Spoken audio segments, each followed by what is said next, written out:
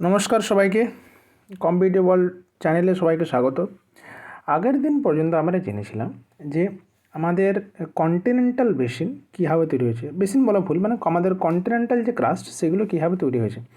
আজকে আমরা জানবো যে কীভাবে ওশেনিক যে ক্রাস্ট বা ওশেন কীভাবে ফর্মেশন হয়েছে। এবারে এই ওশেন বলতে আমাদের আমাদের পৃথিবী সম্পর্কে আমরা একটা কি জিনিস জানি যে আমাদের পৃথিবীতে প্রায় 71% হচ্ছে ওশেন, তাই তো মোট যে সারফেস এরিয়া তার 71% হচ্ছে ওশান। এবং এই যেহেতু এখানে জলের আধিক্য বেশি, এবং আমরা কি জানি যে স্ক্যাটারিংয়ের জন্য আমাদের কি হয় যে সি ওয়াটার কিসের মতো দেখতে লাগে, সি ওয়াটারকে ব্লু দেখায়।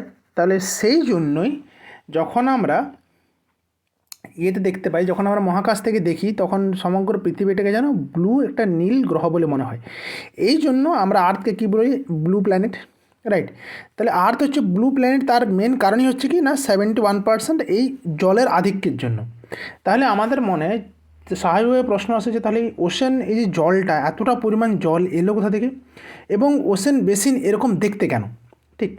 তাহলে সেই প্রসঙ্গে আসতে গেলে প্রথমে অরিজিনের সম্পর্কে দুটো কথা বলার দরকার পড়ে। সেটা হচ্ছে যে ওশেনিক ফ্লোর কীভাবে সৃষ্টি হচ্ছে আর ওশেনিক ওয়াটার কীভাবে সৃষ্টি হয়েছে। তাহলে প্রথমে হচ্ছে তোমার ওশেনিক ফ্লোর যদি বলি, তাহলে আমরা একটা জিনিস কি জানিছি, যেহেতু ওশেনিক যে ফ্লোর, সেই ওশেনিক ফ্লোরের ডেনসিটি বেশি হওয়ার জন্য ও কী হয়, কন্টিনেন্টাল বেসিনের নিচে থাকে, মানে কন্টিনেন্টাল বেসিন সামান্য উপরে থাকে, উঠে থাকে, আর ওশেনিক ফ্লোরটা নিচে থাকে। তাহলে তার জন্য ওটা সাবডাক্ট হয়ে গেছে, ঠিক। এবার যে অরিজিন অফ ওশেনিক ফ্লোর বলতে একটা জিনিস প্রথমে মাথায় আসা উচিত, যেটা হচ্ছে মিড ওশেনিক রিজ সিস্টেম। মানে একটা পৃথিবীর ম্যাপ দেখালে বোঝা যাবে জিনিসটা। এই যে এখানে যে যতগুলো ওশেন দেখা যাচ্ছে, দেখো ওশেনের মাঝে মাঝে কিছু কিছু অংশে এরকম একটা রিজ বা মাঝখানে সামুদ্রিক শৈলশিরা দেখতে পাচ্ছি। এই যেটা আমি এখন দাগ দিলাম, এটা হচ্ছে আটলান্টিক ওশেনিক রিজ। এই যে এখন যেটা দাগ দিচ্ছি সেটা প্যাসিফিক রিজ। আবার ইন্ডিয়ান ওশেনেরও রিজ আছে, সাউথ ইস্ট ইন্ডিয়ান ওশেনের প্রত্যেকটা মানে ওশেনের মধ্যে এরকমভাবে রিজ বা শৈলশিরা দেখা যায়। এই আমাদের যে ওশেনিক ফ্লোর, সেটা কিন্তু এই রিজের পাশ বরাবরই গঠিত হতে শুরু করে, ঠিক আছে। আমরা ওশেনিক ফ্লোরটাকে আমরা যখনই দেখি, যেভাবেই দেখি, সেটা কিন্তু এই রিজ বরাবর দেখতে পাই, মানে এই রিজ থেকেই ওশেনিক ফ্লোরগুলোর ডেভেলপমেন্ট হওয়া শুরু হয়, ঠিক আছে। তাহলে এখন দেখা যায় যে রিজগুলো তৈরি হয় কী করে না, এই রিজ তৈরি হয় যে সি ফ্লোর স্প্রেডিং প্রসেস। এই যে সি ফ্লোর স্প্রেডিং মানে কি, সি এর যে ফ্লোরটা সেটা আস্তে আস্তে কী করছে, স্প্রেড করছে, ঠিক। এই যে সি ফ্লোর স্প্রেডিং, এই প্রসেসটা প্রথমে কে করেছিলেন, হ্যারি হেজ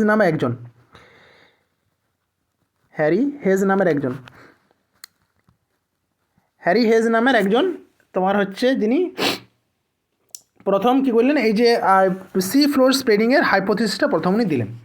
এখানে কি বলছেন না, যেখানে ধরো এই যে একটা রিফট ভ্যালি আছে বা একটা ভলক্যানিক ভ্যালি আছে, সেখান থেকে যে অ্যাস্টেনোস্ফিয়ার থেকে ম্যাগমাটা যে উঠে আসবে, সেটা কী করবে, আস্তে আস্তে চারদিকে ছড়িয়ে পড়বে।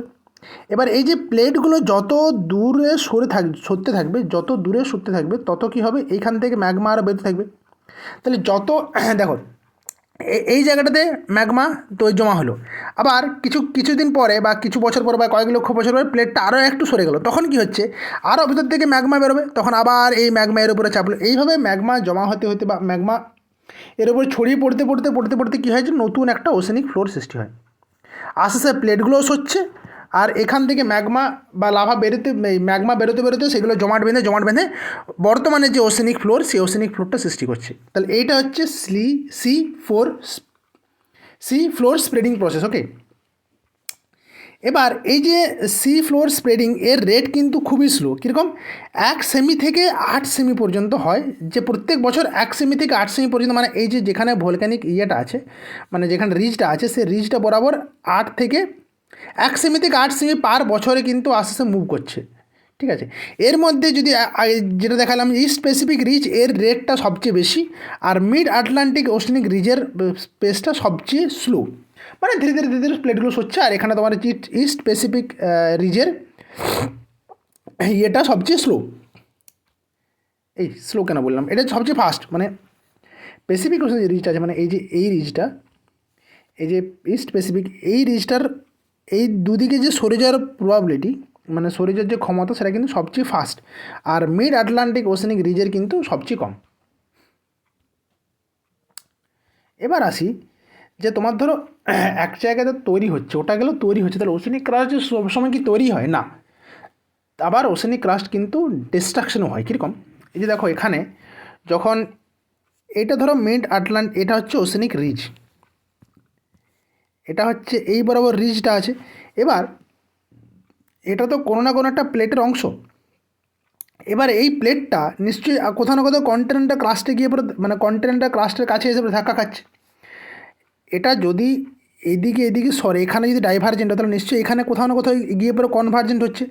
এই যেখানে কনভার্জেন্ট হচ্ছে সেখানে যেহেতু আমরা কি জানি যে ওশেনিক ফ্লোর এটা হচ্ছে তোমার শিলাটা বেশি ডেন্সার, তার জন্য কি হয় এই যে কন্টিনেন্টাল যে ক্রাস্ট আছে সেই কন্টিনেন্টাল ক্রাস্টের নিচে সাবডাক্ট হতে শুরু করে।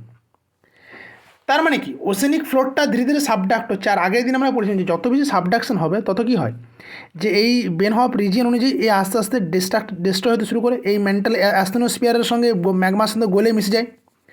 তাহলে আস্তে আস্তে কী হচ্ছে যে এক জায়গায় এই যে বরাবর মিড ওশেনিক রিজ বরাবর ওশেনিক ক্রাস্ট ক্রিয়েট হচ্ছে, আবার এই যে কনভার্জেন্ট প্লেট বাউন্ডারিতে আস্তে আস্তে কী হচ্ছে সাবডাক্ট হচ্ছে। তার মানে একই সাথে কী হচ্ছে ফরমেশন হচ্ছে along with the mid oceanic ridges, and it is being destructed or destroyed at the convergent boundary of some other plates. তার মানে কি একদিকে কনস্ট্রাকশন আবার একদিকে ডিস্ট্রাকশন, মানে এটা হচ্ছে সাইমালটেনিয়াস প্রসেস। এবারে এইভাবেই যে এইভাবেই তোমার হচ্ছে ফরমেশন এবং ডিস্ট্রাকশনের মাধ্যমে আজকের আমরা ওশেনিক ফ্লোরটা পাই। ঠিক আছে, তাহলে এতক্ষণে জানা গেল যে আমরা কীভাবে ওশেন এর ইয়েটা ঘটেছে, মানে ওশেন বেসিন কীভাবে তৈরি হচ্ছে। এবার আসছি তাহলে আমাদের মনে এবার অবশ্যই প্রশ্ন জায়গায় যে ওশেন ওয়াটার কীভাবে তৈরি হচ্ছে, রাইট। একটা তো জানলাম ওশেনিক ফ্লোর কীভাবে ঘটেছে, এবার ওই ওশেনিক ফ্লোরের মধ্যে যেটা হিউজ পরিমাণ ওয়াটার আছে সেটা তো জানতে হবে যে এটা কী করে তৈরি হলো।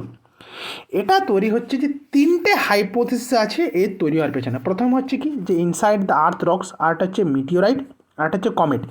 তাহলে প্রথমে আসি যে ইনসাইড দ্য আর্থ রক, কীভাবে আর্থ রকের মধ্যে থেকে জলটা মানে আমাদের ওয়াটারের সোর্স ছিল। আর্থ রক মানে ধরো আমাদের যেটা অ্যাস্থেনোস্ফিয়ার থেকে যে ম্যাগমাটা নির্গত হয়, সেই ম্যাগমার বা ওই পৃথিবীর যে রক, সেই রকের মধ্যে কী থাকে জলীয় বাষ্প মানে H2O থাকে। এবারে ওই যখন ম্যাগমা থেকে জলীয় বাষ্প বেরোলো তখন কি জলীয় বাষ্প আকারে বেরোবে। এবার ও যখন বাইরে বেরিয়ে আসছে জলীয় বাষ্প আকারে, তখন কি বাতাসের ধূলিকণা বাড়িকণার সাথে মিশে ও ক্লাউড ফর্মেশন করছে, এবং ক্লাউড ফর্মেশনে রেনের মাধ্যমে কি হয় না বলছে যে এখানে পৃথিবীর বৃষ্টির সৃষ্টি করেছে, এবং ওই বৃষ্টিগুলো ওশেনের ওয়াটারের মেন কারণ। এবার আরেকটা কারণ বলছে যে মিটোরাইটস, না পৃথিবীর বাইরের থেকে মিটোরাইট এসে পড়ে, যার মধ্যে আইসি মানে ওয়াটার ট্র্যাপ ছিল, সেই ওয়াটার ট্র্যাপড হওয়া কিছু মিটোরাইটস এসে পড়ে নাকি আমাদের পৃথিবীর আর্থ ক্রাস্টে এসে পড়ে ধাক্কা খেয়েছে, এবং সেইখান থেকে নাকি জলের উৎপত্তি। ঠিক আছে, এবং এই যে মিটোরাইট যাদের মধ্যে ওয়াটার ছিল, ওয়াটার ট্র্যাপড হয়েছিল, তাদেরকে বলা হচ্ছে কার্বনেসিয়াস কন্ট্রাইটস।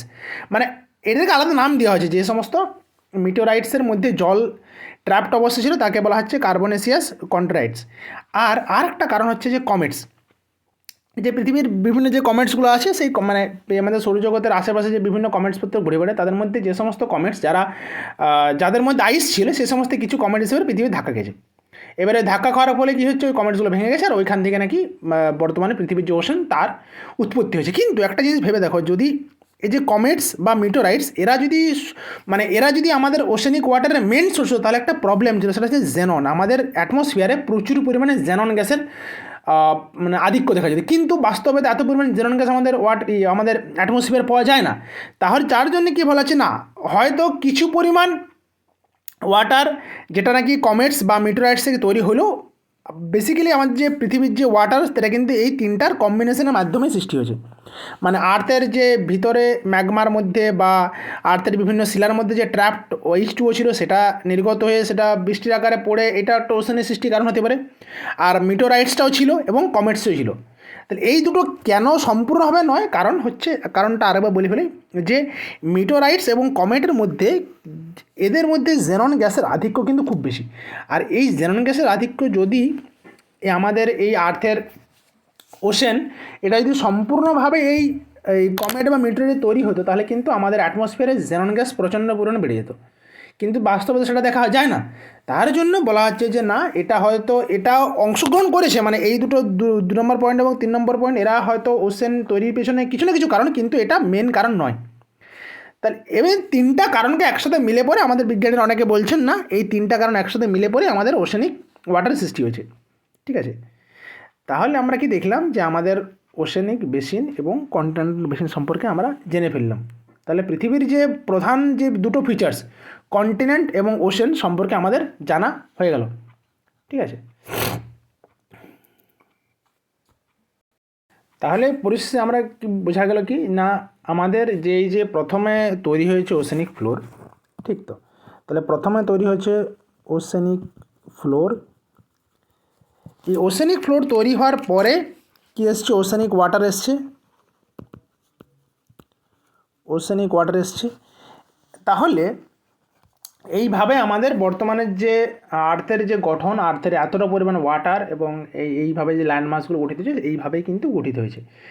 তাহলে এইগুলো জানলে আস্তে আস্তে আমরা কি জানতে পারবো, এই যে পরবর্তীকালে যে টপিকগুলো আছে, যেমন হচ্ছে তোমার continental drift theory, continental drift theory বা প্লেট টেকটনিক থিওরি,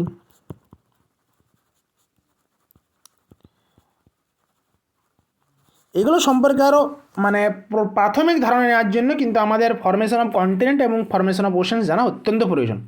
ঠিক আছে, তাহলে পরের দিন আমরা এই থিওরিগুলো সম্পর্কে জানবো। তাহলে আজকের লেকচার যদি সবাই ভালো লেগে থাকে তাহলে সবাই লাইক করবে, কমেন্ট করবে এবং তোমাদের বন্ধুর সাথে শেয়ার করবে। যদি ভিডিও মনে হচ্ছে তোমাদের খুব কাজে লাগছে তাহলে ছোট্ট করে একটা লাইক এবং কমেন্ট করে দেবে। থ্যাংক ইউ সবাইকে। ওকে, টাটা, সায়োনারা।